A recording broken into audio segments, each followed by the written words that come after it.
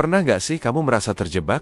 Bingung mau pilih yang mana? Misalnya, mau makan apa hari ini? Mau pakai baju apa? Sampai ke pilihan-pilihan besar seperti mau kerja di mana? Atau lanjut kuliah jurusan apa? Rasanya kayak ada banyak banget jalan di depan mata, tapi kamu malah diam di tempat karena takut salah langkah. Kalau kamu sering banget ngalamin ini, kamu nggak sendirian kok. Kondisi ini sering disebut analisis paralysis, di mana kamu terlalu banyak mikir sampai akhirnya nggak bisa bikin keputusan sama sekali. Tapi, apa sih yang sebenarnya terjadi kalau kita terus-terusan sulit mengambil keputusan? Yuk, kita bahas bareng-bareng. Pertama, yang paling terasa adalah stres dan cemas yang meningkat. Setiap kali harus membuat pilihan, otak kita seolah-olah dipaksa lari maraton. Kita mikirin semua kemungkinan baik dan buruknya, sampai akhirnya kepala jadi pusing sendiri. Rasa cemas ini muncul karena kita takut menyesal. Gimana kalau pilihanku salah?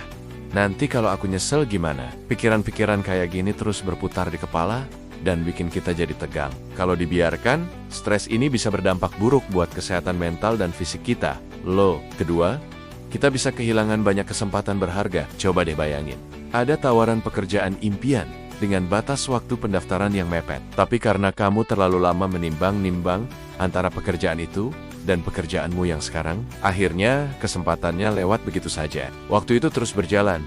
Teman-teman, kesempatan bagus seringkali nggak datang dua kali. Kalau kita terlalu lama diam karena ragu-ragu, kita cuma bisa melihat kesempatan itu diambil orang lain.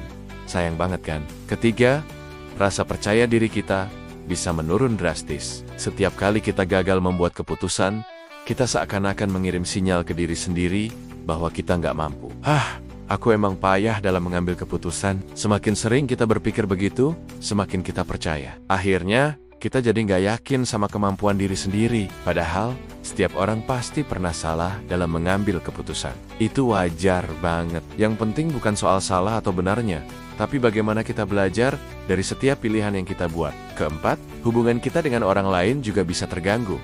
Misalnya, kamu janjian sama teman-teman buat liburan, tapi karena kamu nggak bisa mutusin mau ikut atau enggak, mau kemana, dan kapan, teman-temanmu jadi bingung dan mungkin kesal. Mereka jadi susah bikin rencana karena harus nungguin kamu terus. Dalam jangka panjang, sifat ragu-ragu ini bisa bikin orang lain jadi capek dan malas ngajak kita lagi. Komunikasi jadi nggak lancar dan hubungan pun bisa merenggang. Terus, gimana dong solusinya?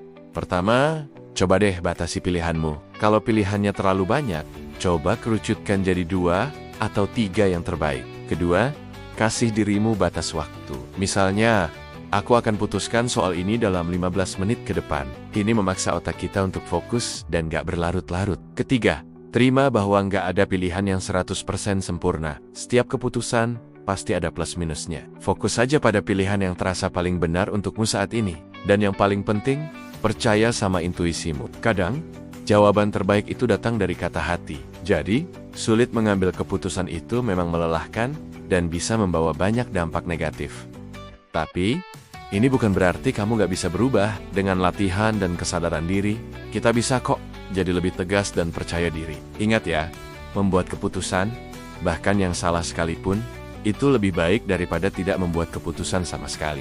Karena dari situlah kita belajar dan bertumbuh. Terima kasih sudah nonton sampai habis. Kalau kamu punya cerita atau tips lain seputar mengambil keputusan, jangan ragu buat share di kolom komentar ya. Jangan lupa like, subscribe, dan nyalakan lonceng notifikasinya biar nggak ketinggalan video-video selanjutnya. Sampai